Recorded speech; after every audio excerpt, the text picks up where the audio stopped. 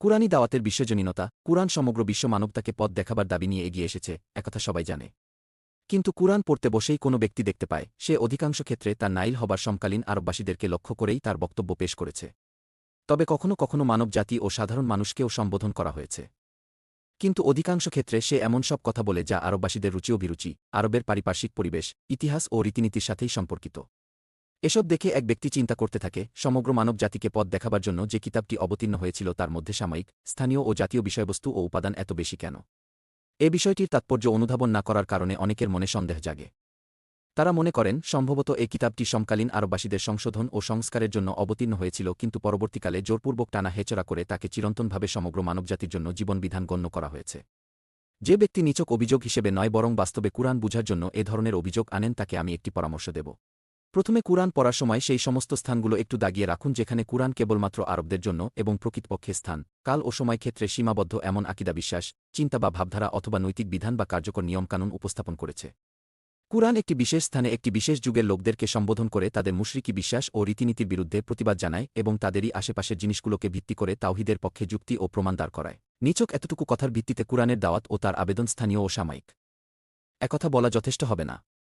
এক্ষেত্রে দেখতে হবে, শিরকের প্রতিবাদে সে যা কিছু বলে তা কি দুনিয়ার অন্যান্য প্রতিটি শিরকের ব্যাপারে ঠিক তেমনিভাবে খাপ খেয়ে যায় না যেমন আরবের মুশরিকদের শিরকের সাথে খাপ খেয়ে গিয়েছিল। সেই একই যুক্তি প্রমাণগুলোকে কি আমরা প্রতিটি যুগের ও প্রতিটি দেশের মুশরিকদের চিন্তার পরিশুদ্ধি করার ক্ষেত্রে ব্যবহার করতে পারি না?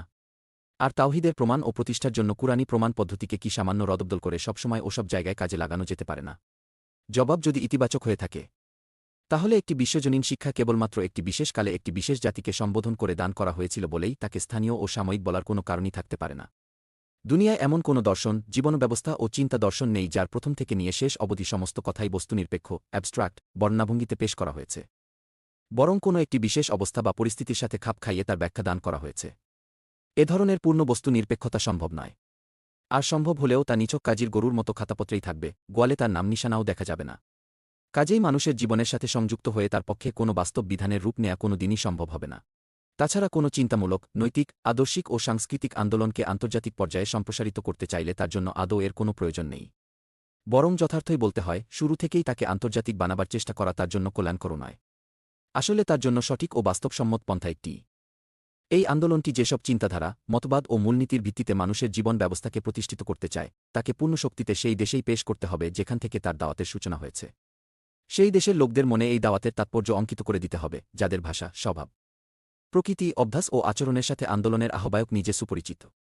তারপর তাকে নিজের দেশেই ওই মূলনীতিগুলো বাস্তবায়িত করে তার ভিত্তিতে একটি সফল জীবন ব্যবস্থা পরিচালনার মাধ্যমে বিশ্ববাসীর সামনে আদর্শ স্থাপন করতে হবে। তবেই তো দুনিয়ার অন্যান্য জাতিরা তার প্রতি আকৃষ্ট হবে। তাদের বুদ্ধিজীবী শ্রেণী স্বতঃস্ফূর্তভাবে এগিয়ে এসে তাকে অনুধাবন করতে ও নিজের দেশে প্রতিষ্ঠিত করতে সচেষ্ট হবে। কাজেই কোনো চিন্তা ও কর্মব্যবস্থাকে প্রথমে শুধুমাত্র একটি জাতির সামনে পেশ করা হয়েছিল এবং কেবলমাত্র তাদেরকেই বুঝাবার ও নিশ্চিন্ত করার জন্য যুক্তি প্রদর্শনের পূর্ণ শক্তি নিয়োগ করা হয়েছিল বলেই তা নিছক একটি জাতীয় দাওয়াত ও আন্দোলন। একথা বলার পেছনে কোনো যুক্তি নেই। প্রকৃতপক্ষে একটি জাতীয় ও একটি আন্তর্জাতিক এবং একটি সাময়িক ও একটি চিরন্তন ব্যবস্থার মধ্যে যে পার্থক্য রয়েছে তার বিশেষত্বগুলোকে নিম্নোক্তভাবে চিহ্নিত করা যেতে পারে। জাতীয় ব্যবস্থা হয় একটি জাতির শ্রেষ্ঠত্ব, আধিপত্য বা তার বিশেষ অধিকারসমূহের দাবিদার, অথবা তার নিজের মধ্যে এমন কিছু নীতি ও মতাদর্শ থাকে যা অন্যান্য জাতির মধ্যে ঠাঁই পেতে পারে না। বিপরীতপক্ষে আন্তর্জাতিক ব্যবস্থায় সকল মানুষের মর্যাদা হয় সমান, তাদের সমান অধিকার দিতেও সে প্রস্তুত হয় এবং তার নীতিগুলোর মধ্যেও বিশ্বজনীনতার সন্ধান পাওয়া যায়। অনুরূপভাবে একাটি সাময়িক ব্যবস্থা অবশ্যই এমন কিছু নীতির ভিত্তিতে প্রতিষ্ঠিত হয় যেগুলো কালের পরিবর্তনের সাথে সাথে তার সমস্ত কার্যকারিতা হারিয়ে ফেলে। আর এর বিপরীত পক্ষে একটি চিরন্তন ব্যবস্থার নীতিগুলো সব রকমের পরিবর্তিত অবস্থার সাথে খাপ খেয়ে চলে। এই বৈশিষ্ট্যগুলো দৃষ্টির সামনে রেখে যদি কোনো ব্যক্তি কুরআন অধ্যয়ন করেন এবং যে বিষয়গুলোর কারণে সত্যি সত্যিই কুরআন উপস্থাপিত ব্যবস্থাকে সাময়িক বা জাতীয় হবার ধারণা পোষণ করা যেতে পারে তা নির্ধারণ করার চেষ্টা করেন, তাহলে তিনি পুরোপুরি ব্যর্থ হবেন, এতে সন্দেহ নেই। পূর্ণাঙ্গ জীবন বিধান। কুরআন সম্পর্কে সাধারণ পাঠ্য শুনেছেন যেমন এটি একটি বিস্তারিত পথনির্দেশনা, জীবনবিধান ও আইন গ্রন্থ, কিন্তু কুরআন পড়ার পর সেখানে সমাজ, সংস্কৃতি, রাজনীতি, অর্থনীতি ইত্যাদি সম্পর্কে বিস্তরিত নির্দেশনা ও বিধিবিধানের সন্ধান সে পায় না। বরং সে দেখে নামায় ও জাকাতের মতো গুরুত্বপূর্ণ ফরজ, যার উপর কুরআন বারবার জোর দিয়েছে, তার জন্যও এখানে যাবতীয় প্রয়োজনীয় বিধান বিস্তারিতভাবে দান করা হয়নি। কাজেই এ কিতাবটি কোন অর্থে একটি পথনির্দেশনা ও জীবন বিধান তা বুঝতে মানুষ অক্ষম হয়ে পড়ে। পাঠকের মনে এ সম্পর্কে সন্দেহ জাগে। সত্যের একটি দিক মানুষের দৃষ্টির সম্পূর্ণ আড়ালে থেকে যাওয়ার কারণেই এ ব্যাপারে যাবতীয় সমস্যা ও প্রশ্ন দেখা দিয়েছে। অর্থাৎ মহান আল্লাহ কেবল এই কিতাবটিই নাইল করেননি, তিনি এই সাথে একজন পয়গাম্বরও পাঠিয়েছেন। আসল পরিকল্পনাটাই যদি হতো লোকদের হাতে এবং কেবলমাত্র একটি গৃহনির্মাণের নকশা দিয়ে দেয়া এবং তারপর তারা সেই অনুযায়ী নিজেদের ইমারতটি নিজেরাই বানিয়ে নেবে, তাহলে এ অবস্থায় নিঃসন্দেহে গৃহনির্মাণ সংক্রান্ত ছোট বড় প্রতিটি খুঁটিনাটি বিষয়ের বিস্তারিত বিবরণ আমাদের হাতে দিয়ে দিতে হতো। কিন্তু গৃহনির্মাণের নির্দেশের সাথে সাথে যখন একজন ইঞ্জিনিয়ারও সরকারিভাবে নিযুক্ত হয় এবং তিনি ওই নির্দেশ অনুযায়ী একটি ইমারত তৈরি করে ফেলেন, তখন ইঞ্জিনিয়ার ও তার নির্মিত ইমারতটিকে উপেক্ষা করে কেবলমাত্র নকশার মধ্যে সমগ্র ছোট বড় খুঁটিনাটি বিষয়ের বিস্তারিত চিত্র সন্ধান করা এবং সেখানে তা না পেয়ে নকশাটার বিরুদ্ধে অসম্পূর্ণতার অভিযোগ আনা কোনো ক্রমেই সঠিক হতে পারে না। কুরআন খুঁটিনাটি বিষয়ের বিস্তারিত বিবরণ সম্বলিত কোনো কিতাব নয়, বরং এই কিতাবে মূলনীতি ও মৌলিক বিষয়গুলোই উপস্থাপিত হয়েছে। এর আসল কাজ ইসলামী জীবন ব্যবস্থার চিন্তাগত ও নৈতিক ভিত্তিগুলোর কেবল পরিপূর্ণ বিশ্লেষণ সহকারে উপস্থাপনাই নয়, বরং এই সঙ্গে বৈজ্ঞানিক যুক্তি, প্রমাণ ও আবেগময় আবেদনের মাধ্যমে এগুলোকে প্রচণ্ড শক্তিশালী ও দৃঢ়ভাবে সংবদ্ধ করা। অন্যদিকে ইসলামী জীবনধারার বাস্তব কাঠামো নির্মাণের ব্যাপারে কুরআন মানুষকে জীবনের প্রত্যেকটি দিক ও বিভাগ সম্পর্কে বিস্তারিত নীতি, নিয়ম ও আইন বিধান দান করে না, বরং জীবনের প্রতিটি বিভাগের চৌহদ্দি বাতলে দেয় এবং সুস্পষ্টভাবে এর কয়েকটি কোণে নিশান ফলক গেড়ে দেয়। এ থেকে আল্লাহর ইচ্ছা অনুযায়ী সংশ্লিষ্ট বিভাগগুলোর গঠন ও নির্মাণ কোন পথে হওয়া উচিত তা জানা যায়। এই নির্দেশনা ও বিধান অনুযায়ী বাস্তবে ইসলামী জীবনধারার কাঠামো তৈরি করা নবী সাল্লাল্লাহু আলাইহি ওয়াসাল্লামের কাজ ছিল। দুনিয়াবাসীদের সামনে কুরআন প্রদত্ত মূলনীতির ভিত্তিতে গঠিত ব্যক্তিচরিত্র এবং সমাজ ও রাষ্ট্রের বাস্তব আদর্শ উপস্থাপন করার জন্যই তিনি নিযুক্ত হয়েছিলেন। বৈধ মত পার্থক্য আর একটি প্রশ্ন এই প্রসঙ্গে সাধারণভাবে লোকদের মনে জাগে। প্রশ্নটি হচ্ছে, একদিকে কুরআন এমন সব লোকের কঠোর নিন্দা করে যারা আল্লাহর কিতাব অবতীর্ণ হবার পরও মতবিরোধ, দলাদলি ও ফেরকাবন্দির পথে পাড়ি জমায় এবং এভাবে নিজেদের দিনকে বিভিন্ন ভাগে বিভক্ত ও খণ্ডিত করে। অথচ অন্যদিকে কুরআনের বিধানের অর্থ বিশ্লেষণ ও ব্যাখ্যার ক্ষেত্রে কেবলমাত্র পরবর্তীকালের আলেমগণই নন, প্রথম যুগের ইমামগণ, তাবেইন ও সাহাবায়ে কেরামদের মধ্যেও বিপুল মতবিরোধ পাওয়া যায়। সম্ভবত বিধান সম্বলিত এমন একটি আয়াতও পাওয়া যাবে না যার ব্যাখ্যায় সবাই একমত হয়েছেন। তাহলে কুরআনে উল্লেখিত নিন্দা কি এদের উপর প্রযোজ্য হবে? যদি এরা ওই নিন্দার পাত্র না হয়ে থাকেন, তাহলে কুরআন কোন ধরনের মতবিরোধ ও দলাদলির বিরুদ্ধে নিষেধাজ্ঞা আরোপ করছে, এটি একটি বিস্তারিত আলোচনা সাপেক্ষ বিষয়। এখানে এ ধরনের আলোচনার সুযোগ নেই।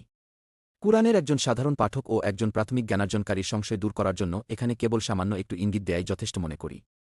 দিন ও ইসলামী জীবন ব্যবস্থার ক্ষেত্রে একমত এবং ইসলামী দলীয় সংগঠনে ঐক্যবদ্ধ থেকেও নিছক ইসলামী জীবন বিধান ও আইনের ব্যাখ্যা বিশ্লেষণের ক্ষেত্রে যে আন্তরিক মতবিরোধের প্রকাশ ঘটে, কুরআন তার বিরোধী নয়। বিপরীত পক্ষে কুরআন এমন ধরনের মতবিরোধের নিন্দা করে যার সূচনা হয় স্বার্থান্ধতা ও বক্রদৃষ্টির মাধ্যমে এবং অবশেষে তা দলাদলি ও পারস্পরিক বিরোধে পরিণত হয়। এই দুই ধরনের মতবিরোধ মূলত একই পর্যায়ের নয় এবং ফলাফলের দিক দিয়েও উভয়ের মধ্যে কোনো সামঞ্জস্য নেই। কাজেই একই লাঠি দিয়ে উভয়কে তাড়িয়ে নিয়ে যাওয়া এবং উভয়ের বিরুদ্ধে একই হুকুম জারি করা উচিত নয়।